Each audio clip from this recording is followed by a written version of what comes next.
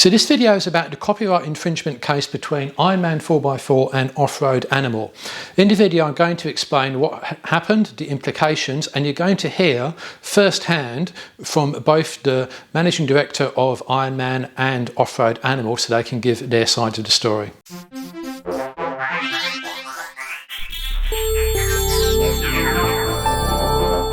Okay, so this is what has happened, and I've pieced this together by speaking to both sides of the story. Ironman had a person who I'm not going to name in their design team employed. That person left Ironman and handed in their corporate mobile phone, which was supplied to them by Ironman. And that phone was still logged into their social media and messaging accounts. That person went to work for another company, not Ironman, not Offroad Animal.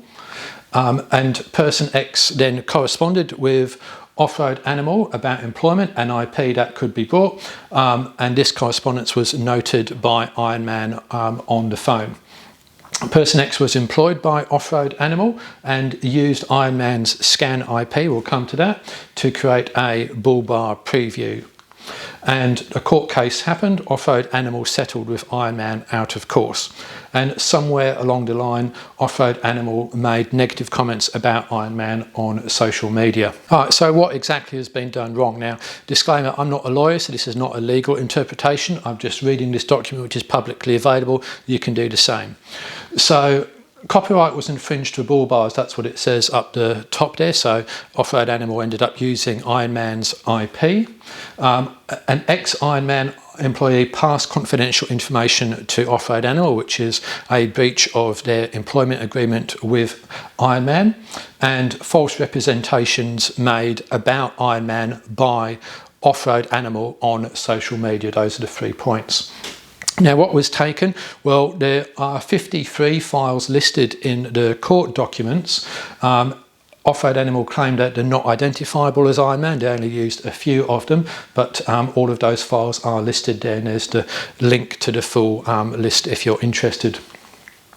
And here's some of the evidence. These are not my screenshots. These are, as you can see, part of the court documents here, but this one is a response by Offroad Animal saying, hey, just a question, do you go through 4x4 Ironman? The response is, hell no, those hacks just copy our product. They don't innovate at all, either copy or their suppliers develop it for them, stay clear. And that was part of the third issue.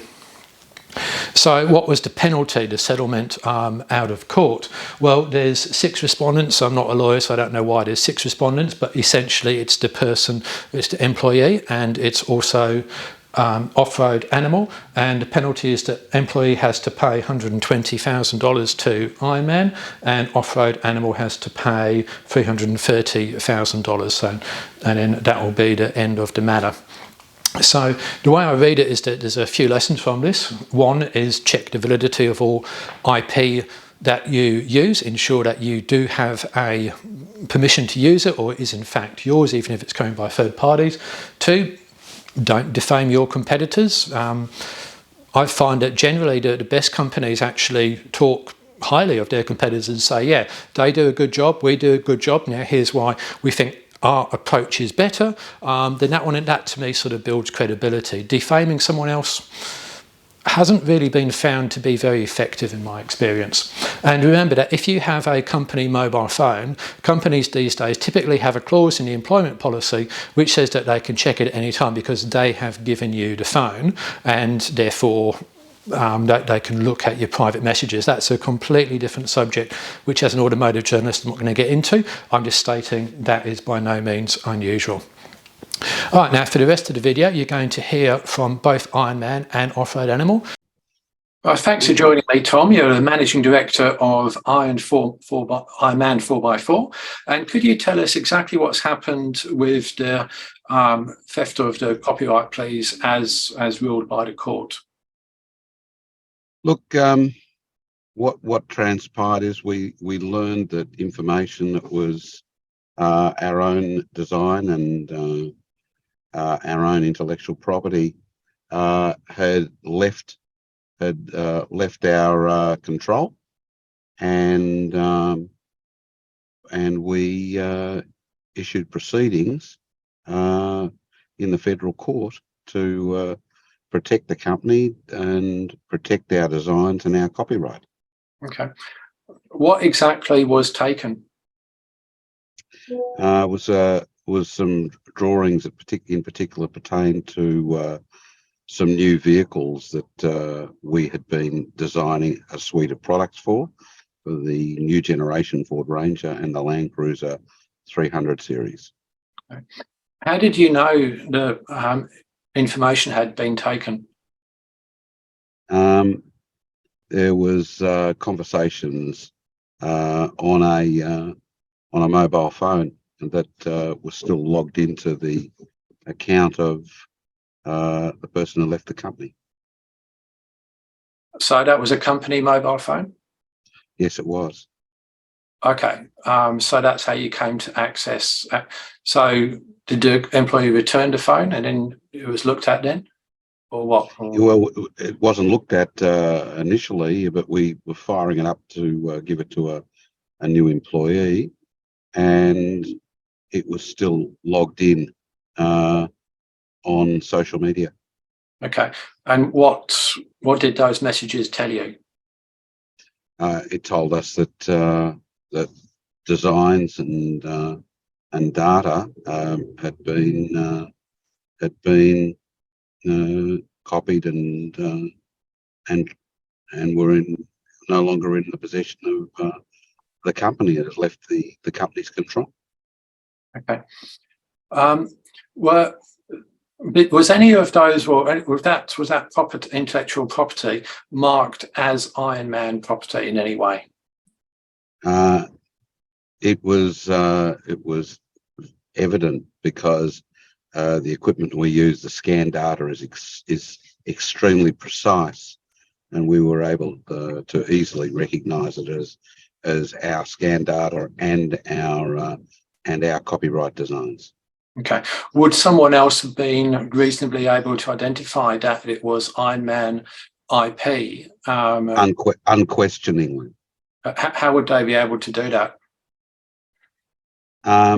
Because the conversation on social media basically continued to, that they were Ironman scans, and that data had been discussed as it was in the conversation as IM scans. Oh, right. Okay, so in the file name, it actually had things like IIM scans. No, that was in the social media. Oh, okay, right. So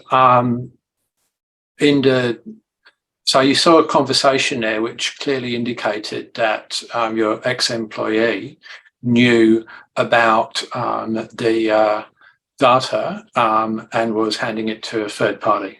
Is that what you're saying? Correct. Exactly. Okay. Correct. Well, Robert, we as a company have invested millions of dollars in vehicles and the latest of scan machinery to be able to give us an advantage to get to market quickly. That's what we do as the only way that you can authentically design your own product. So that investment in that intellectual property that we design internally is, by its very nature, the DNA of the products that we sell. And the moment that we found out that this is being basically discussed and shared, we took immediate action in the federal court. Okay. So if I understand it correctly, and from also reading the court judgment, it had an employee went to a competitor, and as once that employee had left and gone to the competitor, you then had company mobile phone looked at that, and that provided, and on that there was some social media or messaging which indicated that the company the employee had gone to was in full knowledge of the Ironman IP being transferred. Is that a correct summary? Correct. Okay. Now, there's also allegations that Ironman does not design its own bars and uses a third party. Is that correct? that is absolutely false. All design work and all engineering is done in-house. Obviously, we work with suppliers to actually produce the highest quality product we can, but the design work and the engineering work is done by us. Okay. Is it true that the scanned IP at the time wasn't Ironman property? That is incorrect. The scan data was all Ironman's property. Okay. If you were to hire an employee who came to you with scanned data which was valuable to you, would it be normal procedure to question where that data had come from? Firstly, we would question it, and second of all, we would never, ever use it, ever. In fact, we've had people come to us in the past and we just reject that. It's not only dishonest, it's morally bankrupt. We don't do that sort of things. Okay. How many places in Australia do you think would be capable of generating the sort of data which is in question here?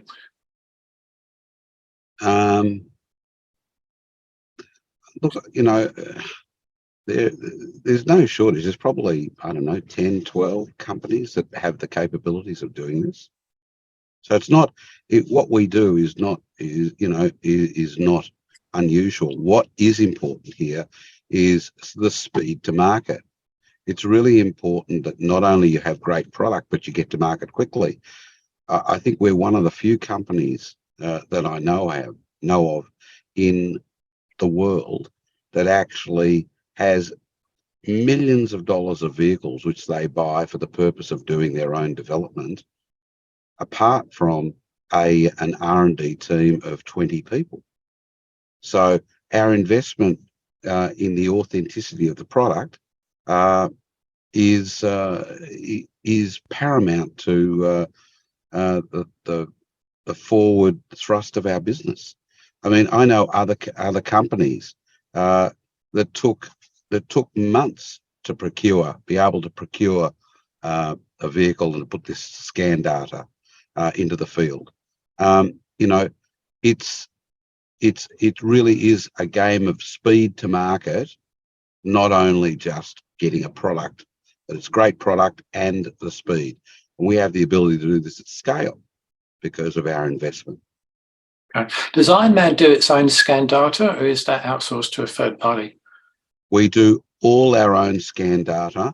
In fact, we have the latest Creaform scan equipment.